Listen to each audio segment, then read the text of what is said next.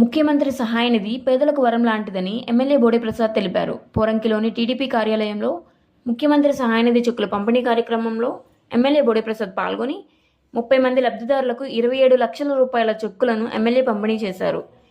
ఈ సందర్భంగా ఎమ్మెల్యే మాట్లాడుతూ నియోజకవర్గ పరిధిలోని 30 మంది లబ్ధిదారులకు 27 లక్షల రూపాయల సీఎంఆర్ఎఫ్ చెక్కులు పంపిణీ చేశామన్నారు.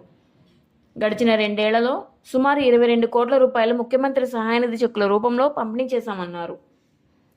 సంక్షేమం, అభివృద్ధికి కూటమి ప్రభుత్వం అత్యధిక ప్రాధాన్యత ఇస్తుందని తెలిపారు. అభివృద్ధి, సంక్షేమంలో రాజీ పడే ప్రసక్తి లేదని, చేసిన మంచిని ప్రజలు గుర్తుంచుకొని కూటమి ప్రభుత్వాన్ని ఆశీర్వదించాలని కోరారు.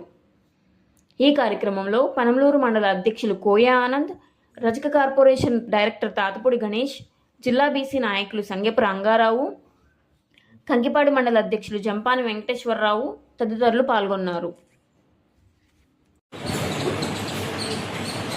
ఈరోజు పెనమలూరు నియోజకవర్గంలో 30 మందికి సుమారుగా 27 లక్షల రూపాయల చెక్కులు పంపిణీ కార్యక్రమం చేయడం జరిగింది.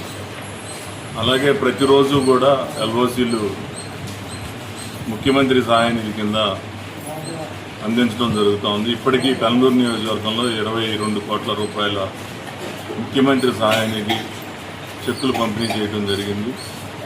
ఎప్పుడూ లేనంత విధంగా సంక్షేమం, అభివృద్ధి కూటమి ప్రభుత్వం వచ్చిన తర్వాత జరుగుతూ ఉన్నాయి.